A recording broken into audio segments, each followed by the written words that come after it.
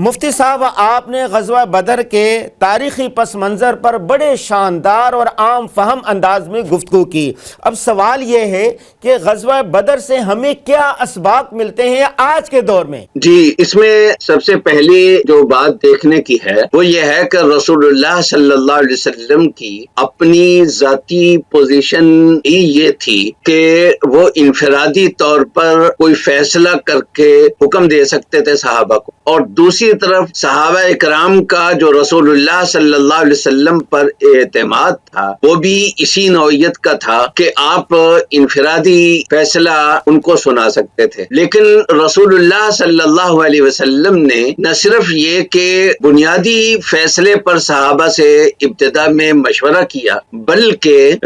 جہاں جہاں نئی ڈیولپمنٹ ہوئی اور حالات میں تبدیلی ہوتی نظر آئی تو وہاں رسول اللہ صلی اللہ علیہ وسلم نے دوبارہ صحابہ سے مشورہ کیا۔ اس سے ایک تو مشورے کی اہمیت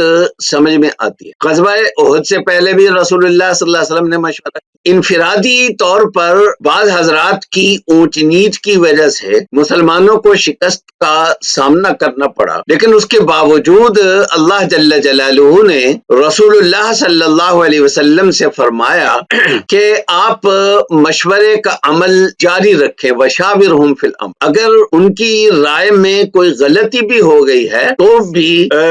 ان سے آگے مشورہ لینا چھوڑنا نہیں ہے۔ اور اس مشورے کی اہمیت کا اندازہ آپ یہاں سے لگائیں کہ غزوہ بدر کے قیدیوں کے بارے میں جو فیصلہ کیا گیا وہ قرآن کریم نے بتایا کہ وہ اللہ کی منشا کے مطابق نہیں تھا، فدیہ لینے کا فیصلہ کیا گیا، لیکن چونکہ ڈیسیژن میکنگ کا پروسیس ٹھیک، رسول اللہ صلی اللہ علیہ وسلم نے باضابطہ مشورے سے یہ فیصلہ کیا تھا، اس لیے جہاں اللہ جل جلالہ نے اس فیصلے پر اپنا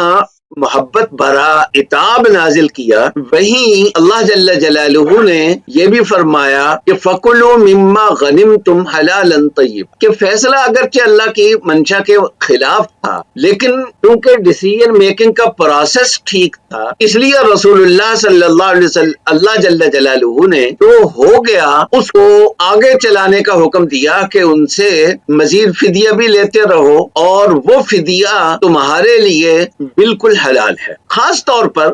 اس سے ہمارے اداروں میں، ہماری تنظیموں میں اور سب سے بڑھ کر ہماری حکومتوں میں مشورے کی اہمیت کا اندازہ لگایا جا سکتا ہے، خاص طور پر جو رسکی فیصلہ ہو اور جن لوگوں نے اس کے نتائج برداشت کرنے ہو، ان سے فیصلہ ایسے مواقع پر ایسے فیصلوں میں مشورے کی اہمیت بہت زیادہ ہوتی۔ چنانچہ رسول اللہ صلی اللہ علیہ وسلم کے بار بار صحابہ سے مشورہ کرنے کی ایک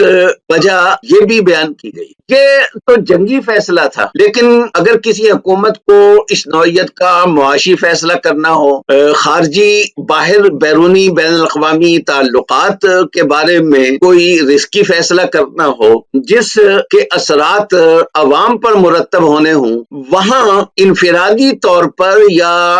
ایک درجن ڈیڑھ درجن افراد مل کر فیصلہ کر لیں، اس سے معلوم ہوتا ہے کہ ایسا نہیں ہونا چاہیے۔ یا تو عوام کو اعتماد میں لیں یا کم از کم عوام کے نمائندوں کو ایسے موقع پر، بلکہ اپوزیشن تک کو ایسے موقع پر اعتماد میں لینا چاہیے۔ تو غزوہ بدر سے جو بے انتہا سبق ملتے ہیں ان میں پہلا سبب تو یہی ہے۔ اللہ جل جلالہ نے فرعون کے بارے میں فرمایا کہ وہ کہتا تھا کہ مجھے جو سمجھ میں آتا ہے وہ بالکل درست ہے اور تم اسی پر چلو، ما اریکم الا ما ارا وما اہدیکم الا سبیل الرشد۔ اس کا نتیجہ ناکامی کی صورت میں نکلا، ہلاکت کی صورت۔ دوسری طرف قرآن نے بلقیس کے بارے میں، ملکہ سبا کے بارے میں نقل کیا ہے کہ وہ کہتی تھی ما کنت قاطعۃ امرا حتی تشہدوا، کہ تمہیں ساتھ لے کر میں فیصلہ کروں گی، اکیلی کوئی فیصلہ نہیں کروں گی۔ اور اس کا نتیجہ ہدایت کی شکل میں ملا کہ اللہ جل جلالہ نے ان کو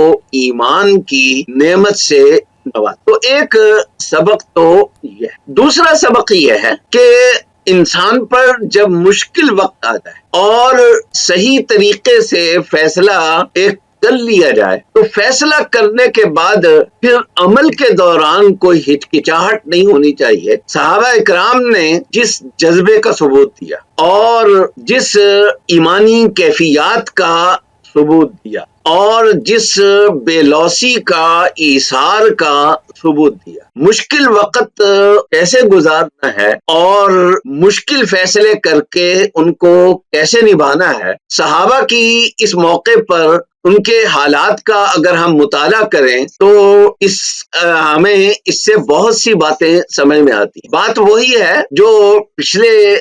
سیشن میں ایک بزرگ فرما رہے تھے کہ ہم لوگ صحابہ اکرام کی زندگی کا مطالعہ ہی نہیں کرتے. صحابہ کی زندگی کا کیا کرنا ہے؟ سیرت ہی کا مطالعہ نہیں. سیرت اور صحابہ کی زندگی کا جتنا آپ مطالعہ کریں گے آپ اپنی عملی زندگی میں قرآن کے اتنے ہی قریب ہوتے چلے جائیں.